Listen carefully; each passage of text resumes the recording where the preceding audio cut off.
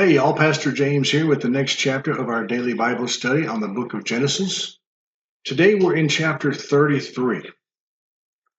Now, if you remember from chapter 32, Jacob and Esau are heading towards each other in what looks like it may be a major confrontation. But we'll find out through this chapter that that's not the case.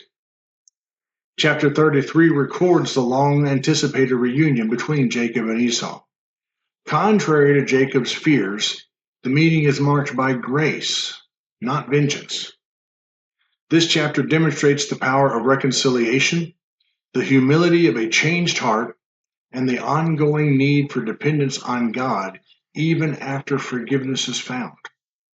So let's dive now into the biblical text. Now Jacob lifted his eyes and looked, and there Esau was coming, and with him were 400 men. So he divided the children among Leah, Rachel, and the two maidservants, and he put the maidservants and their children in front, Leah and her children behind, and Rachel and Joseph last. Then he crossed over before them and bowed himself to the ground 7 times until he came near to his brother. But Esau ran to meet him and embraced him, and fell on his neck and kissed him, and they wept.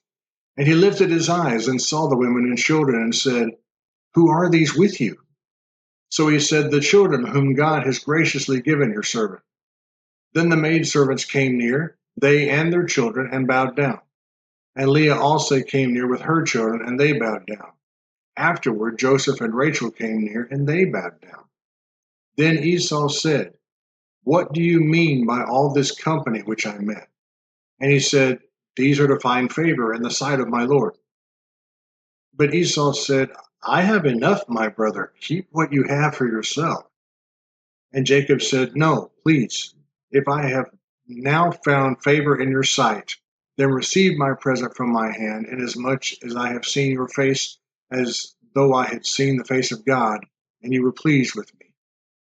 Please take my blessing that is brought to you, because God has dealt graciously with me, and because I have enough." So he urged him, and he took it. Then Esau said, "Let us take our journey. Let us go, and I will go before you."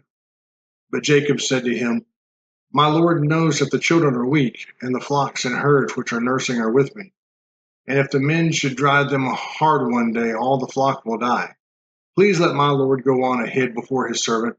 I will lead on slowly at a pace which the livestock that go before me and the children are able to endure, until I come to my Lord and say, 'Here.'" And Esau said, "Now let me leave with you some of the people who are with me." But he said, "What need is there? Let me find favor in the sight of my Lord." So Esau returned that day on his way to Seir. And Jacob journeyed to Succoth, built himself a house, and made booths for his livestock. Therefore the name of the place is called Succoth. Then Jacob came safely to the city of Shechem, which is in the land of Canaan, when he came from Paddan Aram, and he pitched his tent before the city. And he bought the parcel of land where he had pitched his tent from the children of Hamor, Shechem's father, for 100 pieces of money.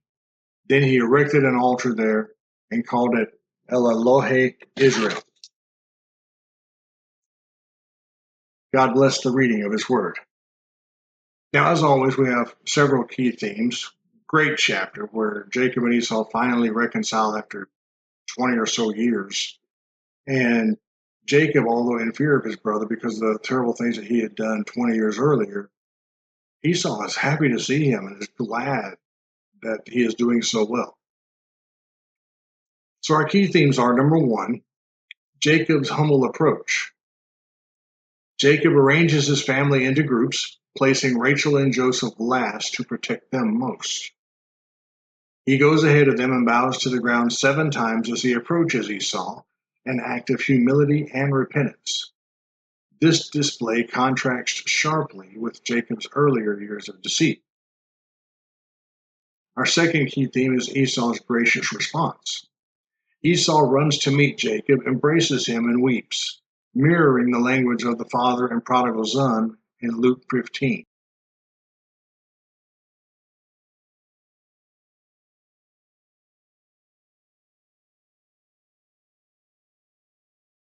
Esau's actions reveal that his anger has long passed, and that reconciliation is possible. The emotional reunion fulfills Jacob's prayer and shows God's faithfulness in softening hearts. Our third key theme is Jacob's family is introduced. Jacob introduces his family respectfully, and each group bows before Esau. These actions further demonstrate honor and deference. Our fourth key theme is gift exchange and refusal. Jacob urges Esau to accept his gift, calling it a blessing and comparing Esau's face to seeing the face of God. Esau initially refuses, but eventually accepts the gift after Jacob insists, confirming the reconciliation. The exchange of gifts seals peace between the two brothers. So our fifth key theme is parting ways peacefully.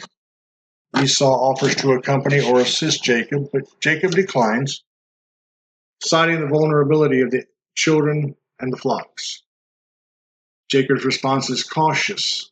While reconciliation occurs, full trust and unity are not yet restored. Our sixth key theme is Jacob's journey to Succoth and Shechem. Jacob travels to Succoth and then to Shechem, building a house and booths for his livestock. He purchases land and sets up an altar, naming it El Elohe Israel, God, the God of Israel. This marks Jacob's acknowledgement of his new identity and God's ongoing role as his protector and provider. And then our seventh key theme is the fruit of transformation. Jacob's new name and recent divine encounter shape his behavior. He walks in humility, seeks peace, and honors God publicly. The altar signifies a renewed relationship with the Lord and a commitment to worship in the land of promise. Great chapter, this reconciliation and what happens between Jacob and Esau after so long. Hope you liked it. Hope you keep coming back for more. We've got 17 more chapters still in the book of Genesis. Long way to go yet. It is a long book, but we're doing this one day at a time, and I'm enjoying doing it. I hope you're getting a lot out of these lessons as well. So until we see each other again, God bless you. Take care of yourself.